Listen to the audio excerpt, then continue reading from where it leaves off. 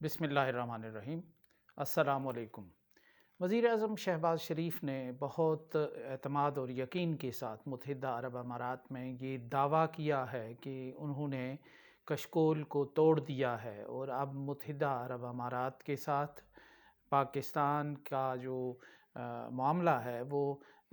قرض کا نہیں ہے، بلکہ وہ بھیک کا نہیں ہے، بلکہ اب مشترکہ سرمایہ کاری کا معاملہ ہے۔ وزیر اعظم شہباز شریف نے خدا جانے کون سے کشکول کے ٹوٹنے کی صدا کب اور کہاں سنی۔ یوں لگتا ہے کہ کسی جہاز کے ساؤنڈ بیریئر ٹوٹنے کی یہ صدا تھی، جسے وہ کشکول کی ٹوٹنے کی صدا سمجھ بیٹھے، اور اب وہ قوم کو پورے اعتماد کے ساتھ یہ مجدہ سنا رہے ہیں کہ کشکول ٹوٹ گیا ہے۔ وہ کشکول جو پاکستان کا ایک قومی نشان بن کر رہ گیا ہے، وہ کشکول جو پاکستانیوں کی وراثت بن کر رہ گئی ہے، وہ کشکول جو نسل در نسل اب پاکستانیوں کو منتقل ہوتا جا رہا ہے، بلکہ جو بچہ پیدا ہو رہا ہے اس کو بھی سب سے پہلے یہ کشکول ہی اس کا استقبال کرتا ہے، کیونکہ وہ بھی IMF کا مقروض ہی پیدا ہو رہا ہے۔ حالانکہ اس قرض میں اور اس ساری عیاشی میں اور اس سارے گورکھ دھندے میں اس معصوم جان کا کوئی کردار نہیں ہوتا۔ یوں تو پاکستان کے اکثر ہی لوگ اس معاملے میں معصوم ہیں کہ پاکستان کو اس حال تک پہنچانے میں ان کا کوئی رول نہیں ہے۔ یہ چند درجن فیصلہ ساز ہیں ہر دور کے، جنہوں نے اپنے ذاتی مفادات کے لیے، جنہوں نے اپنے پوشیدہ مقاصد کے لیے، جنہوں نے اپنے حقیر اور بہت چھوٹی مقاصد کے لیے اور بالکل اپنی بے بصیرتی کی بنیاد پر فیصلے کر کے پاکستان کو آج اس دلدل میں لا کر کھڑا کیا ہے، جہاں نہ آگے کا کوئی راستہ سجھائی دیتا ہے، نہ واپسی کی کوئی منزل دکھائی دیتی ہے، اور دائیں بائیں بھی کوئی راہ عمل نظر نہیں آ رہی ہے۔ شہباز شریف جو کشکول توڑنے کا دعویٰ کر رہے تھے اور جو مشترکہ سرمایہ کاری کا جو نوید سنا رہے ہیں قوم کو، اس کی حقیقت یہ ہے کہ پاکستان کئی نئی جنگوں میں اترتا جا رہا ہے، دھنستا جا رہا ہے، پاکستان کو دھکیلا جا رہا ہے۔ جو پاکستان کے پچھلے جو فوجی سربراہ تھے جنرل قمر جاوید باجوہ، ان کے حوالے سے اب بہت سی ایسی اطلاعات آ رہی ہیں، شہادتیں مل رہی ہیں کہ وہ پاکستان کو امریکہ کے ساتھ ایک نئی جنگ کی دلدل میں جھونک کر چلے گئے ہیں، اور ان کے خیال میں کہ امریکہ کی کوئی بھی جنگ ہو، افغانستان تو بالکل ہمسایہ ہے، لیکن یوکرین جیسی جنگ میں جس کا کوئی رشتہ تعلق پیوند کوئی رابطہ ہی نہیں بنتا پاکستان کے ساتھ، اس جنگ میں بھی باجوہ اس پاکستان کو جو ہے وہ دھکیل کر چلے گئے ہیں۔ اب جو ایک نئی جنگ بنتی جا رہی ہے، جو نئی جنگ کا منظرنامہ بنتا جا رہا ہے، جس طرح پاکستان کو اس جنگ میں پھنسایا اور دھکیلا گیا ہے، وہ افغانستان کے ساتھ جنگ ہے، اور اب بھارت کی طرف سے ٹھنڈی ہوائیں آنا شروع ہو رہی ہیں یا شروع ہو جائیں گی، اور افغانستان کے ساتھ ایک جنگ بھڑکے گی۔ افغانستان کے ساتھ جنگ بھڑکنے کا مطلب یہ ہے کہ آپ ایک خانہ جنگی کسی کیفیت میں چلے جائیں گے، کیونکہ دونوں طرف ایک ہی طرح کے قبیلے ہیں، ایک خونی رشتے ہیں، ایک ہی طرح کے لوگ ہیں، زبان ہے، اور پھر ان کو پورے پاکستان کے اندر ایک سپورٹ حاصل ہے۔ اب لوگ اس بیانیے کو سمجھ چکے ہیں کہ پاکستان اور افغانستان اچھے ہمسایوں کی طرح برادرانہ انداز میں بھی رہ سکتے ہیں، گزارا کر سکتے ہیں، اور ان کے درمیان دوریاں اور نفرت پیدا کرنے کے لیے بیرونی ایجنڈے استعمال کیے گئے ہیں، اور بیرونی ایجنڈوں کو آگے بڑھانے کے لیے دونوں کو دور کیا گیا ہے۔ تو اگر پاکستان ایک ایسی لا حاصل قسم کی جنگ میں ایک طرف شریک ہوگا تو دوسری طرف وہاں سرمایہ کاری کون کرے گا؟ وہاں تو اپنے لوگ جو ہیں، جو اس ملک کے اندر ہیں، وہ بھی پیسہ نکالیں گے نہیں اور پیسہ لگانے کی کوشش نہیں کریں گے اس غیر یقینی صورتحال میں، جائے کہ باہر کا کوئی ملک آئے اور خالص ساہوکار قسم کا ملک، خالص کاروباری قسم کا ملک، اور وہ آ کر ملک کے اندر سرمایہ کاری کرے،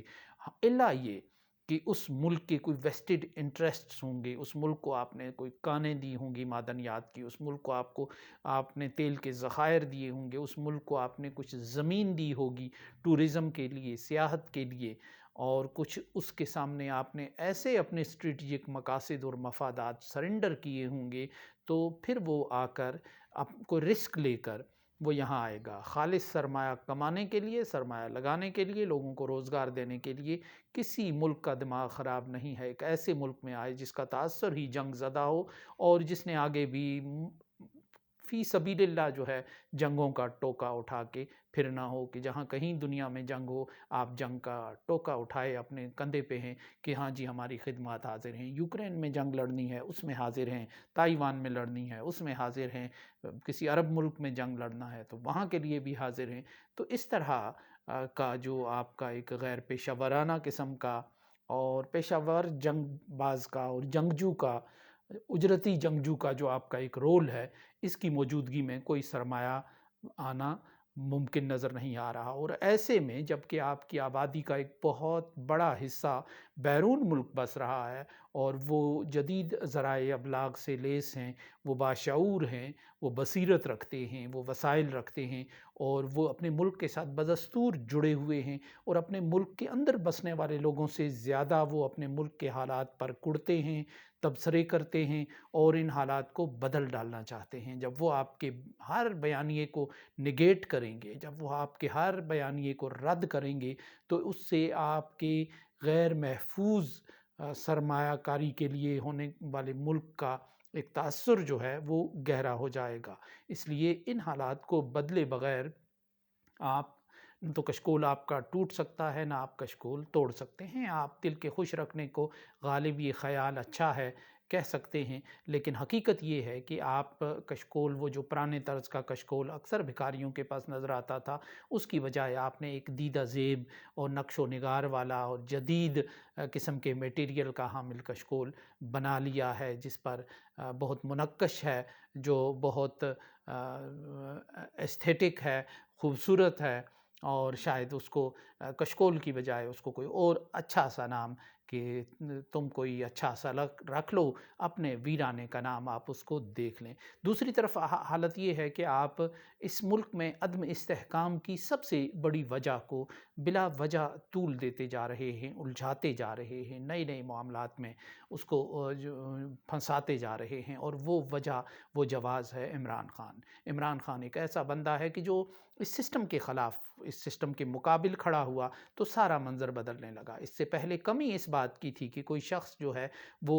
اس سسٹم کے خلاف خم ٹھونک کر میدان میں کھڑا نہیں ہوتا تھا۔ اس وجہ سے یہ سسٹم جو ہے فیک بیانیوں کے ذریعے حاوی ہو جاتا تھا، اپنا بیانیہ غالب کر دیتا تھا، اور سال دو سال کے اندر سب ہنسی خوشی رہنے لگتے تھے، سب ٹھیک ہو جاتا تھا۔ لیکن عمران خان چونکہ کھڑا ہے، کھڑا تھا، کھڑا رہے گا، اور اس بات کے پوری طرح امکانات موجود ہیں کہ وہ اپنی اس موجودہ جو ان کی زندگی ہے، جو سوچ و ساخت ہے، اس میں وہ کسی طور بھی سرنڈر کرتے ہوئے نظر نہیں آ رہے۔ لیکن یہاں آپ عمران خان کو مزید مقدمات میں الجھانے کے لیے اب ان پر ایک نیا جو ایک سازشی کردار ہے، یعنی کسی واقعے کی سازش کا کردار جو بھٹو پہ تھا، کہ انہوں نے براہ راست نواب محمد احمد خان کو قتل نہیں کیا تھا لیکن انہوں نے سازش کی تھی۔ تو پاکستان کے جو سارے موجودہ حالات ہیں، اس میں سازشی ملبہ، یہ ایک اندھا قسم کا قانون ہوتا ہے، یہ ایک اندھا قسم کا آپ کا ایریا ہوتا ہے کہ جس میں آپ کچھ بھی استعمال کر سکتے ہیں، کسی پر بھی سازش کا الزام عائد کر سکتے ہیں۔ تو اس کی بنیاد پر عمران خان کو مزید جیل میں رکھنا چاہتے ہیں۔ حقیقت یہ ہے کہ دنیا میں بہت سے ایسے فارمولے استعمال ہوئے ہیں، لیکن اس ریجن میں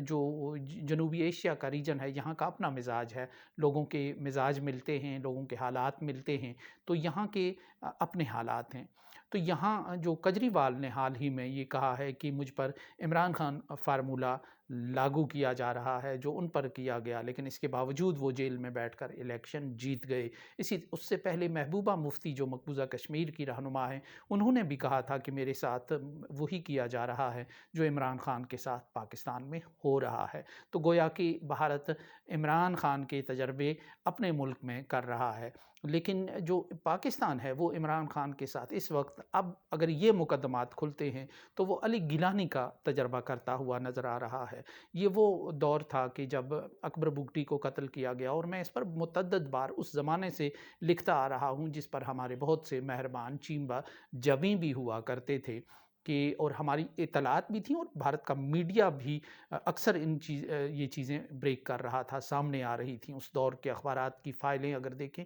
تو ان میں بہت واضح طور پر اس طرح کی سوچ نظر آئے گی کہ اگر پاکستان اکبر بگٹی کو راستے سے ہٹا کر بلوچستان کے حالات کو بہتر کر سکتا ہے یا ان پر قابو پا سکتا ہے، تو بھارت علی گیلانی کو، کیونکہ اس وقت علی گیلانی صاحب کی جو گرپ ہے وہ کشمیر کی رائے عامہ پر تھی، اور وہ اگر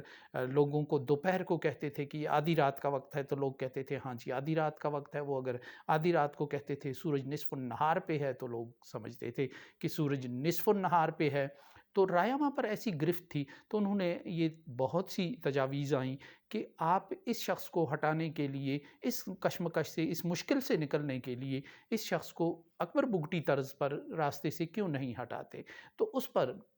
یہ سوچ سامنے آئی تھی، ڈیبیٹس کے اندر بھی آئی تھی اور آرٹیکلز کے اندر بھی آئی تھی کہ علی گیلانی کیا ہے، اب تو 80 کے پیٹے میں ہے، 70 سے آگے چلے گئے ہیں، بیمار ہیں، کینسر زدہ ہیں، دونوں کڈنیز اس کی جو ہیں وہ کینسر زدہ ہیں، تو اب ہمیں یہ کرنے کی کیا ضرورت ہے؟ اب ہم اس کو گیتوں کا، اب ہم اس کو لوک داستانوں کا، اب ہم اس کو آنے والی جنریشنز کے لیے ایک ایسپریشن کا، ایک موٹیویشن کا اور ایک ہیرو کا رول کیوں دیں؟ کیوں نہ ہم وقت کا انتظار کریں کہ اب علی گیلانی کی موت کا ہم انتظار کریں، اس کو غیر معینہ مدت کے لیے لوگوں سے دور کر کے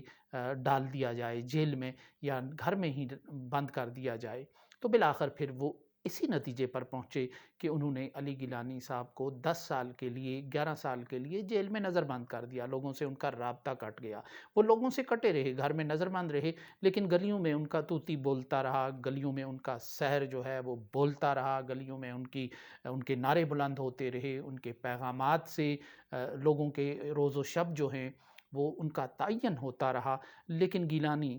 پھر بالآخر اسی حالت میں اس دنیا سے چلے گئے، لیکن وہ لڑائی کو ناتمام چھوڑ کر چلے گئے، انہوں نے کوئی سمجھوتا نہیں کیا، اور لڑائی کے ناتمام ہونے کا مطلب یہ ہے کہ یہ پھر کسی وقت سر اٹھا لے گی اور پھر کوئی علی گیلانی اس کا ہیرو ہوگا، یا وہی علی گیلانی دوبارہ اس مزاحمت کا ہیرو بن کر سامنے آئے گا۔ تو عمران خان کو اگر اس طرح غیر معینہ مدت کے لیے آپ جیل میں ڈال دیتے ہیں تو عمران خان کا سحر جو ہے وہ پاکستان کی گلیوں میں، کوچوں میں اور پاکستان سے باہر کا جو ڈائسپورا ہے اس میں پوری طرح بولتا رہے گا، اور ڈریں اس وقت سے کہ اگر عمران خان اس جنگ کو ناتمام چھوڑ دیتا ہے اور ناتمام چھوڑ کر خود کو وہ جیل کی زندگی قبول کر لیتا ہے، تو اس کا مطلب یہ ہے کہ یہ جنگ جو ہے، آپ ایک تو عمران خان کو لوک گیتوں کا، لوک داستانوں کا کردار بنا کر امر کر رہے ہیں، آپ صرف وقتی طور پر نکلنے کے لیے ایک حالات کی دلدل سے، اور دوسرا یہ کہ آپ اس کو آنے والی جنریشنز پر چھوڑتے ہیں۔ ضروری نہیں ہے کہ آنے والی جنریشنز میں زیادہ صاحب بصیرت لوگ ہوں، زیادہ پڑھے لکھے لوگ ہوں، زیادہ بہتر فیصلہ کرنے والے لوگ ہوں۔ عین ممکن ہے کہ جب ایسی جنگ آنے والے کسی دور میں لڑی جائے تو کوئی بڑی حماقت ہو جائے اور کوئی بڑا جو معاملہ ہے وہ کوئی خرابی ہو جائے۔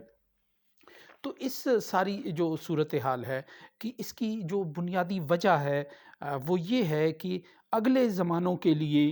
اور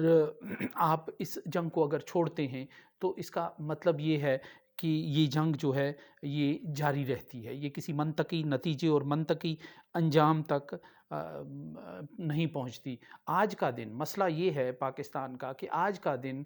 خوش اسلوبی سے گزر جائے، امن کے ساتھ گزر جائے، اور آنے والا جو دن ہے وہ آنے والے کا درد سر ہے، وہ جانے اور آنے والا دن جانے، شاہ جانے اور راہ جانے، اور یہی آج کے پاکستان کا سب سے بڑا مسئلہ ہے۔ اس کے ساتھ ہی اجازت دیجیے، اللہ نگہبان۔